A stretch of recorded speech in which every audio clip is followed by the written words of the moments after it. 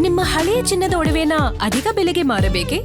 ಆಟಿಕಾಗೆ ಕಾಲ್ ಮಾಡಿ 8880 Attica gold company. Dealing ನಡೀತಾ ಇದ್ರು ಸರ್ಕಾರ ಸುಮ್ಮನಿರೋದು ಯಾಕೆ? ಅಕ್ರಮ ನಡೀತಾ ಇದ್ರು ಕಾಂಗ್ರೆಸ್ ಸರ್ಕಾರ ಕತ್ತೆ ಕಾಯ್ತಾ ಇದೆಯಾ? ಸರ್ಕಾರಕ್ಕೆ ಬಿಜೆಪಿ ರಾಜ್ಯಾಧ್ಯಕ್ಷ ವಿಜಯೇಂದ್ರ ಪ್ರಶ್ನೆ ಮಾಡಿದ್ದಾರೆ. ಕೆಪಿಎಸ್ಸಿ ನೇಮಕಾತಿಯಲ್ಲಿ 400 ಕೋಟಿ ಲಂಚದ ಆರೋಪ ಇದೆ. ನಿಮಗೆ ಎಷ್ಟು ಕಮಿಷನ್ ಬಂದಿದೆ ಅಂತ ಸಿಎಂಗೆ ಪ್ರಶ್ನೆಯನ್ನ ಮಾಡಿದ್ದಾರೆ. ಕೂಡಲೇ ಕೆಪಿಎಸ್ಸಿ ಅಕ್ರಮವನ್ನ ಸಿಬಿಐಗೆ ವಹಿಸುವಂತೆ ಮನವಿಯನ್ನ ಮಾಡಿಕೊಳ್ಳಲಾಗಿದೆ. ಸರ್ಕಾರಕ್ಕೆ ಬಿಸಿ ಮುಟ್ಟಿಸೋದಕ್ಕೆ ಕಮಲ ಪಡೆ ಮುಂದಾಗಿರುವುದು. ಕೆಪಿಎಸ್ಸಿ ಅಕ್ರಮದ ವಿರುದ್ಧ ಸದನದಲ್ಲಿ ಹೋರಾಟದ ಎಚ್ಚರಿಕೆಯನ್ನ ಕೂಡ ನೀಡಲಾಗಿದೆ. ಕೂಡಲೇ ಕೆಪಿಎಸ್ಸಿ ಅಕ್ರಮವನ್ನ ಸಿಬಿಐಗೆ ವಹಿಸಬೇಕು. ಸರ್ಕಾರಕ್ಕೆ ಬಿಸಿ ಮುಟ್ಟಿಸೋದಕ್ಕೆ ಈಗ ಕಮಲ ಪಡೆ ಮುಂದಾಗಿದೆ.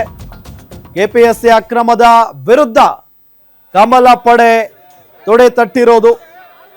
ಅಕ್ರಮ ನಡೀತಾ ಇದ್ರು ಕಾಂಗ್ರೆಸ್ ಸರ್ಕಾರ ಏನು ಕತ್ತೆ ಕಾಯ್ತಾ ಇದೆಯಾ ಅಂತ ಹೇಳಿ ಬಿವೈ ವಿಜಯೇಂದ್ರ ಆಕ್ರೋಶವನ್ನ ವ್ಯಕ್ತಪಡಿಸಿದ್ದಾರೆ. ಕನ್ನಡ ಟೀಚರ್ ಇರ್ಬೋದು, ಸೈನ್ಸ್ ಟೀಚರ್ಗಳು ಇರ್ಬೋದು,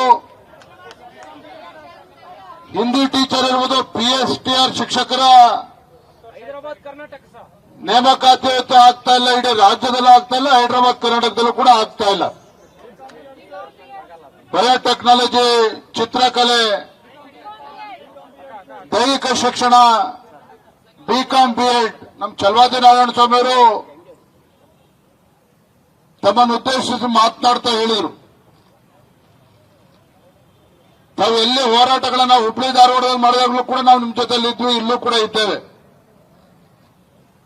ಆದ್ರೆ ಹೋರಾಟದ ಜೊತೆಲಿ ಇದ್ದೇವೆ ಅನ್ನೋ ಕಾರಣಕ್ಕೆ ನಮ್ಮ ಈ ರಾಜ್ಯದ ಯುವಜನತೆಯ ಸಮಸ್ಯೆ ಇನ್ನೂ ಕೂಡ ಬಗೆಹರಿದಿಲ್ಲ.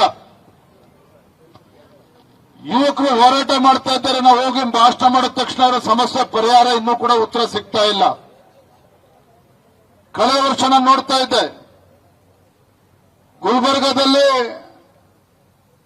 ಹಿಂದಿನ ಮುಖ್ಯಮಂತ್ರಿಗಳು ಭಾಷಣ ಮಾಡ್ತಾ ಇದ್ರು, ಮಲ್ಲಿಕಾರ್ಜುನ್ ಖರ್ಗೆನೂ ಕೂಡ ಇದ್ರು, ಅಲ್ಲೇನೆ AICC ಅಧ್ಯಕ್ಷರು.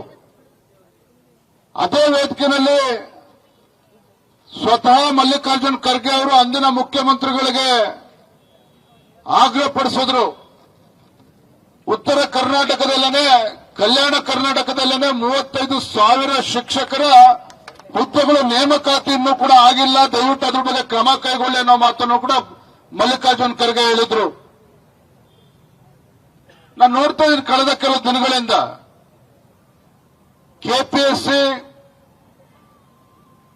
PDOಗಳ ಪರೀಕ್ಷೆಯಲ್ಲೂ ಕೂಡ ಅವ್ಯವಹಾರಗಳಾಗಿದ್ದಾವೆ. 400 ಪೋಸ್ಟ್ಗಳು ಪಶು ವೈದ್ಯಾಧಿಕಾರಿಗಳ ನೇಮಕಾತಿ ವಿಚಾರದಲ್ಲಿ 400 ಪೋಸ್ಟ್ಗಳಿಗೆ ಒಂದೊಂದು ಪೋಸ್ಟ್ಗೆ 80 ಲಕ್ಷ 90 ಲಕ್ಷ ಲಂಚ ತೆಗೆದುಕೊಳ್ತಾ ಇದ್ದಾರೆ ಅಂತ ಹೇಳಿದ್ರೆ ಈ ಕಾಂಗ್ರೆಸ್ ಸರ್ಕಾರ ಏನು ಕತ್ತೆ ಕಾಯ್ತಾ ಇದೆಯಾ? ಹಾಗಾದ್ರೆ ಯಾಕಿದ್ರ ಬಗ್ಗೆ ಸಮಗ್ರವಾಗಿ ತನಿಖೆ ಮಾಡೋದಕ್ಕೆ ಸಾಧ್ಯ ಆಗ್ತಾ ಇಲ್ಲ?